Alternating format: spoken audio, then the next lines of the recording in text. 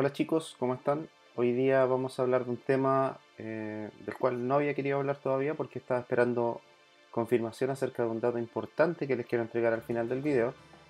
Y aparte de eso, quería desearles a todos los que empiezan pronto el semestre académico bastante éxito, ya sea si cursan anatomía o no. ¿Ok? El tema en particular de hoy es un tema que a mí me llama mucho la atención por la cantidad de versiones que hay. Ya vamos a hablar de eso también. Y también por lo complicado que puede parecer a primera instancia. Vamos a tratar de hacerlo lo menos complicado posible en este video.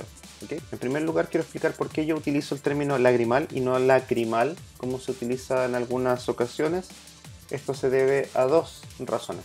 Primero, el hecho de que la terminología anatómica así lo trae, ya por lo menos en su última edición en español, utiliza la letra G en vez de la letra C. Y en segundo lugar porque la Real Academia Española, ¿cierto? Así lo indica en su diccionario. Ok, como tú ya debes saber, esta glándula presenta tres tipos de inervación. Una inervación simpática, una inervación parasimpática y una inervación sensitiva somática.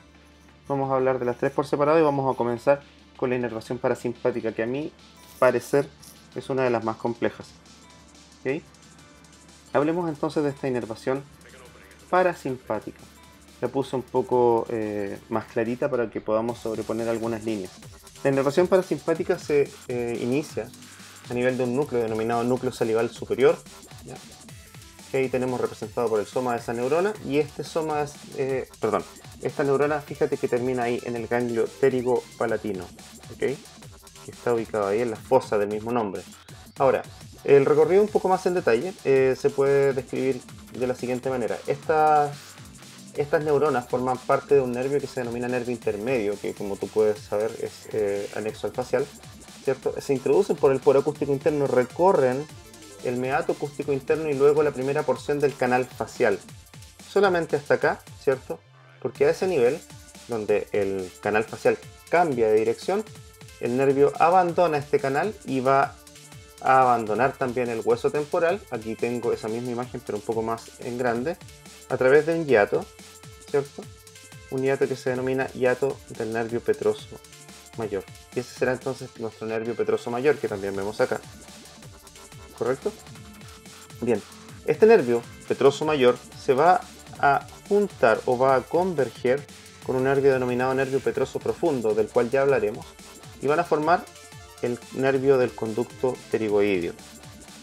¿Ya? Y este nervio del conducto pterigoideo entonces va a recorrer, por supuesto, el conducto o canal del mismo nombre, que está excavado en la base del proceso pterigoides telefenoides.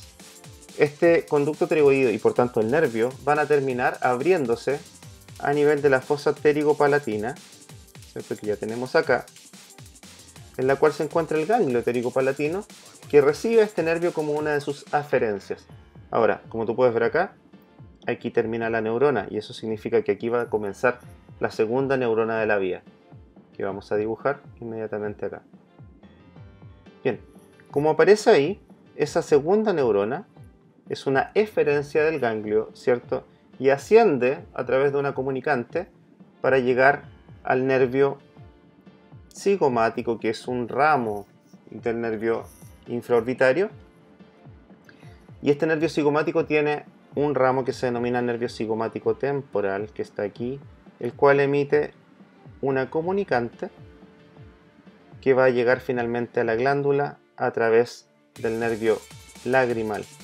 Y como tú puedes saber también, es una de las divisiones del nervio oftálmico, del trigémino, que tenemos acá representado. Bien, con respecto a la inervación simpática de la glándula lagrimal, podríamos decir que no es tan voluminosa como la inervación parasimpática. Llegan muchos más razones parasimpáticos a la glándula. La inervación simpática es la que antagoniza a la inervación parasimpática y mediante métodos que son principalmente de vasoconstricción, ¿cierto?, impide la secreción de la glándula. Ahora bien, esta inervación se origina acá, a nivel del ganglio simpático cervical superior que tenemos en la parte inferior izquierda de la pantalla. ¿Okay? Y en ese ganglio nosotros vemos la primera sinapsis, es decir, la primera neurona hace escala ahí y da origen a la segunda neurona de la vía, que es la más larga porque es una vía simpática. ¿Ya? Esta primera neurona que tú ves ahí en un color celeste se origina a nivel de T1 en la médula. Ahora, este siguiente recorrido que vamos a mostrar acá es un recorrido que a nivel o desde el canal pterigoideo en adelante es muy similar al de la inervación parasimpática, por lo tanto no lo voy a mencionar aquí.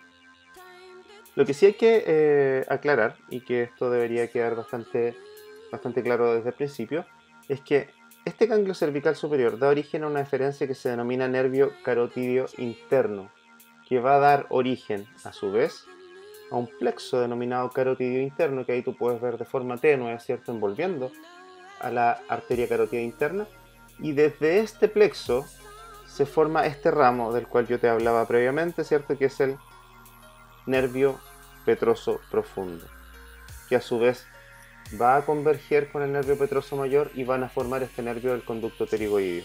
Recuerda que el nervio del conducto pterigoideo es lo que se llamaba antiguamente nervio vidiano, ¿ok?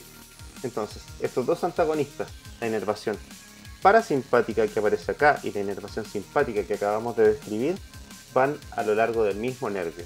Luego, el camino es similar, es decir, nervio del conducto pterigoideo, ¿cierto? Ganglio pterigopalatino, con la excepción que esta ya no hace escala ahí porque hizo escala aquí abajo, ¿sí? Ahora, para terminar la descripción, ¿cierto?, y la primera parte de este video, vamos a hablar de la inervación sensitiva somática, ya que está a cargo puramente del trigémino. Y es mucho más sencilla que las anteriores. Fíjate, en primer lugar, observa acá el nervio trigémino, ¿cierto? Su ganglio trigeminal. Fíjate que acá está cortado la división mandibular porque nos impediría ver algunas cosas. Pero aquí tenemos la división oftálmica y la división maxilar, ¿ok? Fíjate que la división oftálmica del nervio tiene 3 ramos terminales, de los cuales el único que nos interesa en esta ocasión es el nervio lagrimal, que tú puedes ver ahí, ¿ya? Ahora, ¿cómo es la inervación sensitiva somática de la glándula? Sencillo, es una sola neurona que hace escala en el ganglio trigeminal. Recuerda que el ganglio trigeminal es comparable a un ganglio de la raíz dorsal de la médula espinal. Por lo tanto, lo que tienes acá es una neurona pseudo monopolar cuyo soma se encuentra en el ganglio. ¿Correcto? Bien, habiendo visto esto, me quería detener en un pequeño punto antes de continuar, que es el concepto del foramen lacerado o foramen rasgado anterior, como se conocía antiguamente, ¿cierto? Este foramen de aquí, que mucha gente considera como un foramen verdadero y lamentablemente muchas investigaciones indican que no debe ser así, ¿ya? Este foramen es un foramen que está obstruido, no es un foramen real, ninguna estructura lo atraviesa completamente, ¿ya? Es un foramen que está obliterado por un tejido cartilaginoso, ¿ya?, en el cual se encuentran incluidos parcialmente la arteria carótida interna y el nervio del conducto pterigoideo, sin que ninguna de las dos estructuras la atraviese lado a lado, ¿ya?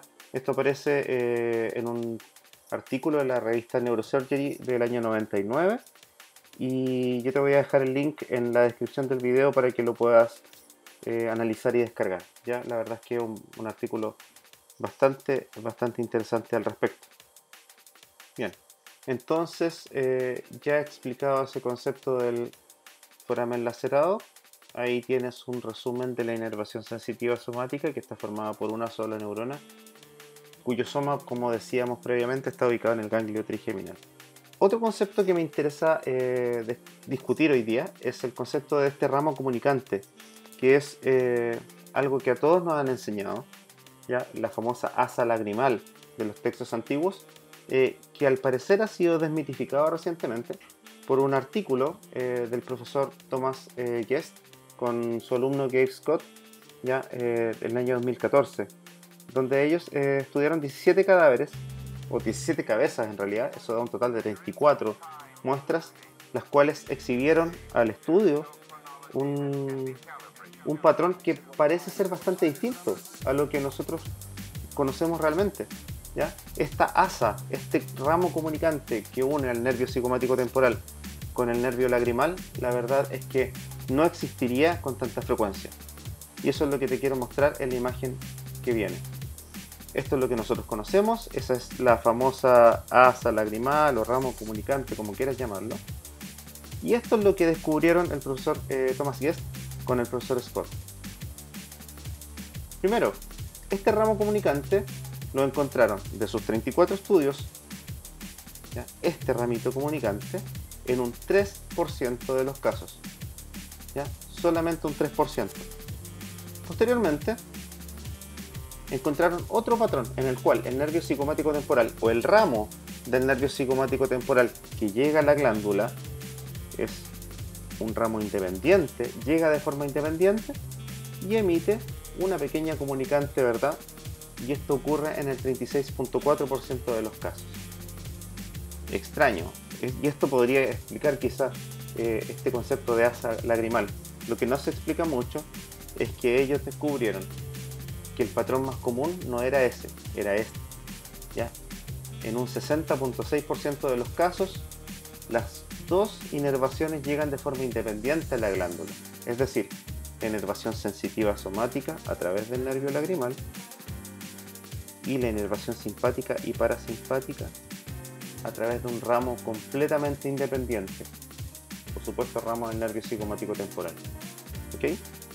Bien, ahí lo tienes entonces. Lo más frecuente será este padrón, ¿ya? Sin ramo comunicante, sin asa lagrimal, ¿ya? O al menos eso es lo que nos dicen los estudios. ¿Ok?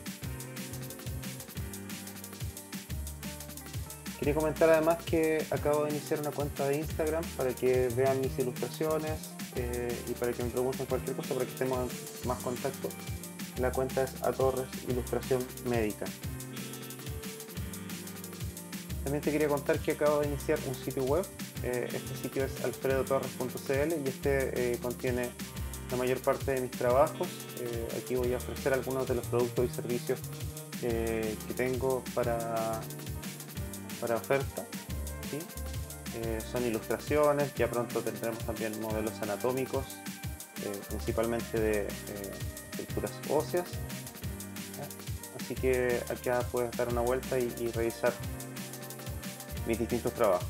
¿Okay? Espero que te haya servido este video y nos vemos en una próxima oportunidad. In the Soviet Union, in Norway, the southern coast of France, just outside of Rio de Janeiro and Sevilla. Speaking on behalf of the United Nations, I can only tell you that at this moment it would be premature to assume hostile intent on the part of these candidates. And so it is the position of the United Nations that the world population